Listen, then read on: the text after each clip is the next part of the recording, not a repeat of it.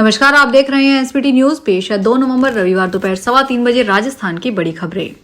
बीकानेर में शनिवार सुबह एक बड़ी कार्रवाई में पुलिस ने इंदौर से आई राठौर ट्रेवल्स की स्लीपर कोच बस से अवैध हथियारों का जखीरा बरामद किया है।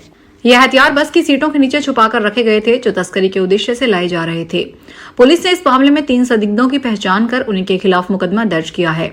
हालांकि आरोपी फरार बताए जा रहे हैं। पुलिस अधीक्षक काविंदर सिंह सागर ने बताया कि बींचवाल थाना के प्रभारी सर्कल इंस्पेक्टर गोविंद सिंह चारण को मुखबिर से सूचना मिली थी कि इंदौर से बीकानेर आ रही बस में अवैध हथियार छुपाए गए हैं। इस सूचना के आधार पर पुलिस टीम ने श्रीगंगानगर बाईपास मार्ग पर ट्रांसपोर्ट नगर के पास बस को रोका और तलाशी ली। तलाशी के दौरान बस की सीटों के नीचे छुपाकर रखे गए 2 बैग मिले, जिनमें 4 अवैध विदेशी पिस्तौल और 33 कारतूस बरामद हुए। जोधपुर में ठगों ने लोगों को मुनाफे का लालच देकर 3 करोड़ रुपए की ठगी कर ली। ठगों ने सबसे पहले ठेकेदार को यह कहकर फंसाया कि उसे रातों रात करोड़पति बना देंगे, बस उसे उसके कहे अनुसार चलना होगा। ठेकेदार ने अपनी जीवन भर की जमा पूंजी और परिवार के शुभ कार्यों के लिए रखी गई राशि कुल 12 लाख रुपए नकद निवेश कर दिए। इतना ही नहीं, उसने अपने रिश्तेदारों को भी भरोसे में लेकर लगभग 3 करोड़ रुपए का निवेश करवाया। लेकिन जब पीड़ितों ने अपनी रकम वापस मांगी तो आरोपी भड़क उठे और उन्हें धमकाने लगे। उन्होंने कहा कि उनकी पुलिस और राजनीति में ऊंची पहुंच है, अगर शिकायत की तो उल्टा उन्हें फंसा देंगे। केंद्रीय उपभोक्ता संरक्षण प्राधिकरण ने उपभोक्ता संरक्षण अधिनियम 2019 के तहत भ्रामक विज्ञापनों, अनुचित व्यापार कार्यकलापों और उपभोक्ता अधिकारों के उल्लंघन में लिप्त होने के लिए 2 कोचिंग संस्थानों दीक्षांत IAS और अभिमन्यु IAS के खिलाफ आदेश पारित किया है और उन पर 8 लाख रुपए का जुर्माना लगाया है। केंद्रीय उपभोक्ता मामले, खाद्य और सार्वजनिक वितरण मंत्रालय की ओर से बताया गया कि CCPA ने दोनों ही मामलों में UPSC के सफल उम्मीदवारों से प्राप्त आवेदनों का संज्ञान लिया, जिनके नाम और तस्वीरों का इस्तेमाल बिना उनकी सहमति और उनके परिणामों का श्रेय लेने वाले विज्ञापनों में किया गया था। उदयपुर में RBI के गवर्नर संजय मल्होत्रा ने कहा, देश में डिजिटल क्रांति से शहरों में से लेकर गांवों तक हर व्यक्ति जुड़ा है, लेकिन हमें इसमें बहुत सावधानी रखनी है और खासकर बुजुर्गों को भी डिजिटल अरेस्ट और फ्रॉड में नहीं फंसा जाए। संजय मल्होत्रा ने कहा, जब हमने नौकरी ज्वाइन की थी तब हम कार्यक्रमों में जाते थे तो महिलाओं की संख्या बहुत कम रहती थी। मैंने कल ही कई नए अधिकारियों से बातचीत की, तब उनको पूछा कि हमारे बैच में 6 से 7% महिलाएं होती थी, आपके बैच में कितनी महिलाएं थी? तो उन्होंने बताया कि लगभग 33 से 50% महिलाएं हैं। राजस्थान कांग्रेस अध्यक्ष गोविंद सिंह डोटासरा ने भाजपा पर अंता उपचुनाव और SIR प्रक्रिया में गड़बड़ी के आरोप लगाए हैं। उन्होंने कहा कि भाजपा की वोट चोरी अब न तो अंता उपचुनाव में चलेगी और न ही प्रक्रिया में। डोटासरा ने बताया कि आयोग ने 2 दिन में बूथ लेवल एजेंट्स को प्रशिक्षण देने का दावा किया था, लेकिन अब तक किसी भी BLA को प्रशिक्षण की जानकारी नहीं दी गई। उन्होंने कहा कि कांग्रेस ने 51,000 से अधिक BLA नियुक्त कर उनके नाम और फोन नंबर की सूची निर्वाचन आयोग को सौंप दी है, फिर भी प्रशिक्षण प्रक्रिया शुरू नहीं की गई। छोटे और कम रिस्क वाले बिजनेस के लिए अब GST रजिस्ट्रेशन सिर्फ 3 कारोबारी दिन में चलेगा। केंद्र सरकार ने 1 नवंबर से छोटे और मध्यम कारोबारियों के लिए नई GST रजिस्ट्रेशन स्कीम शुरू की है।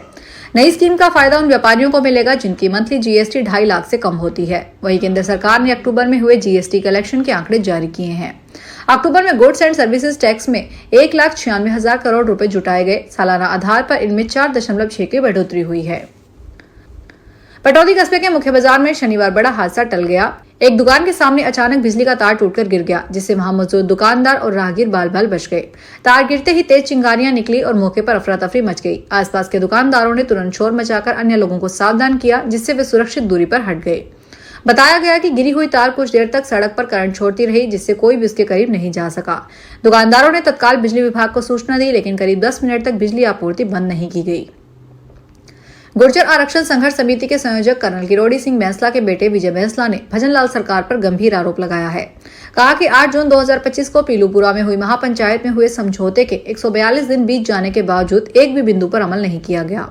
विजय बैंसला ने बताया कि नाराजगी के चलते गुर्जर समाज एक बार फिर आंदोलन की रणनीति तैयार करने में जुट गया है। इसी कड़ी में 5 नवंबर को दौसा जिले के सिकराई क्षेत्र स्थित पांचोली गांव में गुर्जर आरक्षण संघर्ष समिति की प्रदेश स्तरीय बैठक का आयोजन किया जाएगा। बीकानेर जिले की पुलिस ने शनिवार को ड्रग डिस्पोजल कमेटी की मौजूदगी में विभिन्न मामलों में जब्त किए गए भारी मात्रा में नशीले पदार्थों को जलाकर नष्ट कर दिया। इस कार्रवाई में कुल 13 करोड़ 45,62,505 रुपए मूल्य के मादक पदार्थों का निपटारा किया गया। पुलिस अधीक्षक काविंदर सिंह सागर ने बताया कि कमेटी ने विभिन्न पुलिस थानों में जब्त किए गए पदार्थों को नियमानुसार नष्ट किया। SP सागर के अनुसार कुल 74 प्रकरणों में जब्त किए गए नशीले पदार्थ शामिल थे। इनमें से 1464 किलोग्राम डोडा पोस्त, 38 किलोग्राम गांजा, 8 ग्राम MDA, 201 gram smack, 5 kilogram heroin, 4,111 नशीली गोलियां, 90 किलोग्राम अफीम के पौधे और 476 ग्राम चरस शामिल है। चूरू जिला निर्वाचन अधिकारी और कलेक्टर अभिषेक सुराना ने मतदाता सूचियों के विशेष गहन पुनरीक्षण कार्यक्रम को लेकर महत्वपूर्ण दिशा निर्देश जारी किए। उन्होंने कहा कि यदि किसी व्यक्ति का नाम 2 अलग-अलग जगहों पर दर्ज पाया गया तो उनके खिलाफ कानूनी कार्रवाई की जाएगी। यह निर्देश उन्होंने जिला कलेक्टर में आयोजित समीक्षा बैठक के दौरान दिए। सुराना ने स्पष्ट किया कि जो व्यक्ति तथ्य छुपाकर 2 जगह नाम दर्ज करवाते हैं, उनके खिलाफ रिप्रेजेंटेशन ऑफ पीपल एक्ट 1950 के तहत कार्रवाई की जाएगी। उन्होंने कहा कि इस पुनरीक्षण का उद्देश्य किसी मतदाता का नाम हटाना नहीं, बल्कि यह सुनिश्चित करना है कि हर पात्र नागरिक का नाम सूची में सही रूप से दर्ज हो।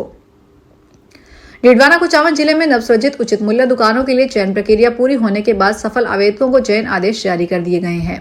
जिला कलेक्टर डॉक्टर महेंद्र खड़गावत ने परबतसर, नावा, कुचामन सिटी और नांडू तहसीलों के चयनित व्यक्तियों को साक्षात्कार के बाद आदेश सौंपे। कलेक्टर डॉक्टर खड़गावत ने नवचयनित दुकानदारों को संबोधित करते हुए कहा कि वे अपने दायित्वों का निर्वहन पूर्ण निष्ठा, पारदर्शिता और ईमानदारी से करें। उन्होंने स्पष्ट किया कि सार्वजनिक वितरण प्रणाली में आमजन के हितों की सुरक्षा सर्वोच्च प्राथमिकता है, इसलिए निर्धारित मापदंडों, नियमों और दिशा निर्देशों का पालन सुनिश्चित किया जाए। उधर पश्चिमी रेलवे ने चौथे राष्ट्रव्यापी डिजिटल जीवन प्रमाण पत्र अभियान के अंतर्गत पेंशनर्स की सुविधा के लिए विशेष शिविर आयोजित करने का निर्णय लिया है।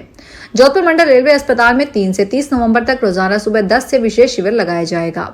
पाली मारवाड़ और उसके आसपास रहने वाले पेंशनर्स की सुविधा के लिए 3 नवंबर सोमवार को पाली मारवाड़ रेलवे स्टेशन पर सुबह 10 बजे से विशेष शिविर का आयोजन किया जाएगा। वरिष्ठ मंडल वित्त प्रबंधक विक्रम सिंह सैनी ने बताया कि डीआरएम अनुराग त्रिपाठी के मार्गदर्शन में आयोजित किए जाने वाले इन विशेष शिविरों में पेंशन भोगियों के जीवित प्रमाण पत्र बनवाकर दिए जाएंगे।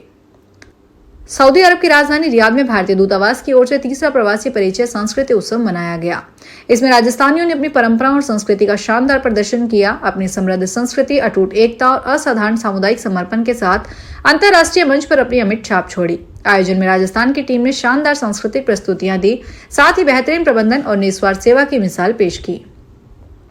चूरू के सादुलपुर शहर के सांहू फाटक के पास 9 अक्टूबर को शराब के ठेके पर हिस्सेदारी लेने और दहशत फैलाने के उद्देश्य से की गई फायरिंग मामले में पुलिस ने मास्टरमाइंड हार्डकोर आरोपी को गिरफ्तार किया है। थानाधिकारी राजेश कुमार सिहाग ने बताया कि गिरफ्तार आरोपी को कोर्ट में पेश कर 3 दिन पुलिस की रिमांड पर लिया गया है। उन्होंने बताया कि मामले में गिरफ्तार आरोपियों से गहन पूछताछ के दौरान खुलासा हुआ कि इस पूरे प्रकरण का मास्टरमाइंड हार्डकोर अपराधी कपिल कुमार शर्मा और कपिल पंडित निवासी बेवड़ हाल सादुलपुर है। कपिल के विरुद्ध हत्या, लूट, फिरौती और अपहरण जैसे दर्जनों संगीन मामले दर्ज हैं। दिल्ली के वजीरपुर इंडस्ट्रियल इलाके में बर्तन बनाने की फैक्ट्री में शनिवार दोपहर आग लग गई। मौके पर दमकल की 15 गाड़ियां पहुंच गई। किसी के हताहत होने या घायल होने की सूचना नहीं है। आग की सूचना दोपहर 2:15 बजे मिली थी। इससे पहले अग्निशमन विभाग को शनिवार तड़के सुभाष नगर स्थित एक घर में आग लगने की सूचना मिली थी। फिलहाल खास खबरों में इतना ही। ताजा खबरों की जानकारी के लिए देखते रहिए एसपीटी न्यूज। धन्यवाद। अगर आप भी अपने आसपास की छोटी बड़ी और महत्वपूर्ण खबरों से अपडेट रहना चाहते हैं तो सब्सक्राइब कीजिए हमारे चैनल एसपीटी न्यूज को और प्रेस कीजिए बेल आइकन पर।